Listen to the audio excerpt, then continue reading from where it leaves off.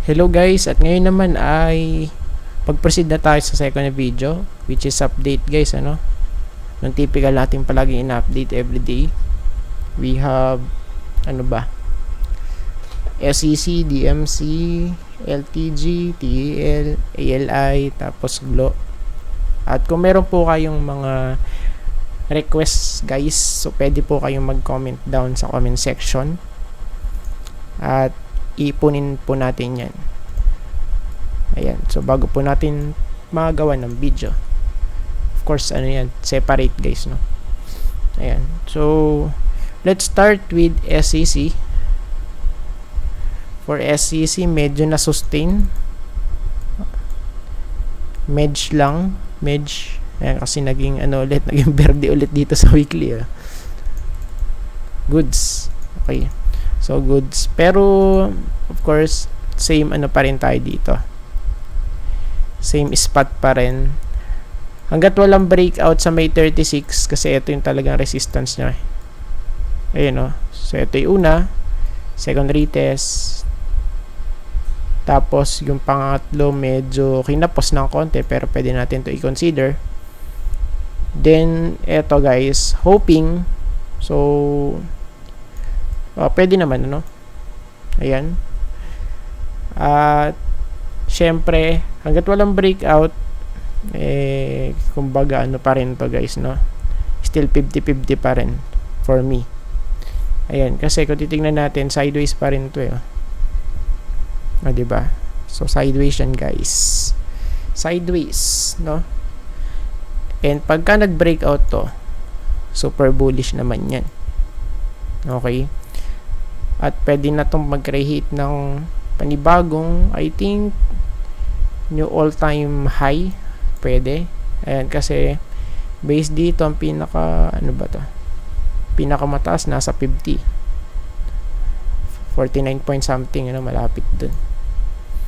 Ayan, so far medyo maganda itsura niya ngayon. Ayan, pero right now sideways pa kasi. Okay, then sa daily, silip-silip lang. Okay, mukhang nga to, mukhang magko-crossover, pwedeng mag-rally guys, bullish crossover possible sa stochastic natin. Tapos yung ating RSI pataas, goods. So it means pwede, since nag-hold naman dito malapit sa may support natin, ayan. Then yung isang factor for this one, SEC, yung kanyang 200-day moving average. Ayan. So yung last, eto guys, okay, nag-close pero nakabalik. Ayan. So yun naman yung kinagandahan dun, mabilis naka-recover guys, for SEC. And next one is DMC. So for this one naman, medyo bumalik ulit dito. Ayan. At wala naman tayong problem kung kung hindi na mag-revisit dito guys sa 10.7, pero of course much better yun, or kung dito guys may yung mismong TL natin trend line, much better yun of course, since meron tayo ditong tinitignan na TL. Ayan, ayan. So just in case na hindi na nga siya malaglag at mag-rally, so ang possible of course next target eto, sa may 11.9. Ayan, sa may green box natin. So yan po yung nakikita natin for DMC right now. Then sa daily, same din, still intact pa naman, yung price is still nasa taas ng 200-day moving average. Ayan, goods na goods guys, so sa ngayon kung titingnan natin, ang pinaka dito clear na nakikita natin guys, eto, nag-flip na kasi ito, we have here a double bottom nag-breakout sa may neckline, throwback, then higher high, pero di na sustain. So bumalik, tas shake out. Okay, pero naka-recover din. Ayan. So right now, medyo sideways siya, no? And kung titignan natin overall. So next is LTG. Check natin to kung ano dito nangyari, no? Ayun, nako, nag-bounce. Solido kasi oversold na siya. Since nasa daily tayo, i-check muna natin sa weekly kung ano yung ano niya dito. Yung kanyang ganap, no? So, still the same pa rin naman. Nasa loob pa rin ng triangle pattern to, no? Pero kung titingnan natin, oversold na yung stock and possible bullish crossover, ano? Ay sa big picture. And ang pinaka-critical dito, dapat makapanik ulit dun sa may taas nung 200-day moving average. So at least above 10.16 dito sa pangalawang ano natin, naiguwit na resistance, ano? Ayan. So tingnan natin to. So siguro ano lang to, bounce. Then sa daily, okay, nakabalik na ulit dun sa may taas ng 200. Goods. Ayun, no? And sana masustain, ano? So yung kasi pinaka-critical, eh.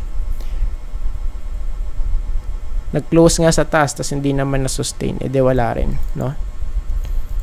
Ayan. Kasi sa part na to, ayun, no? Nag-bounce, and of course, pagyari ng bounce, pullback kaya panigurado, no? So madalang guys yung nag-oversold, tapos pumanik agad dito. Ayan, so madalang yung mangyari, no? Especially dito sa daily chart. Ayan. LTG, tapos TEL. Last 3 na guys. TEL, wow, solid. Since nag-break, ano, nung last week. And yes, na-sustain guys, solid. Hindi pa rin siya overbought. Solid talaga to, no? TEL guys. Plus tuloy. Plus crossover. Okay. Daming confluence guys, ano? So breakout, tas hindi pa over ano dito. Hindi pa overbought sa RSI, tapos crossover pa sa stock. Solid.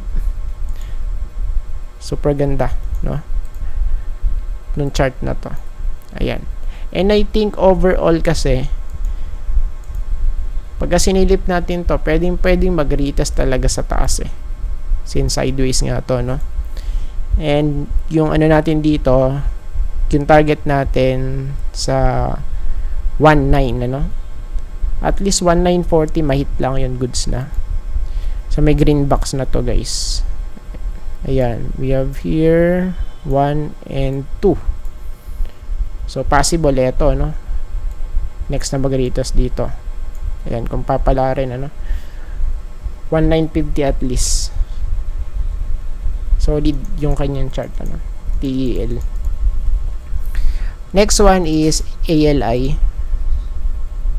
Check natin to guys. ALI naman, still nasa resistance pa din. Ayan, tingnan natin to, no? Ayan, kasi yung 200 is naghihintay lang sa kanya, eh. Nasa ano to, 31.7, eh. May confluence dito to, sa may resistance, ano? Ayan, then sa ano natin sa daily, same pa din. And kung mag-breakout to, definitely ano to, magre-retest lang dito yan guys. Ayan, sa may resistance natin 30.6, ano? Okay, para ma-hit yung ano natin 200-day moving average. Ayan. Then yung last globe.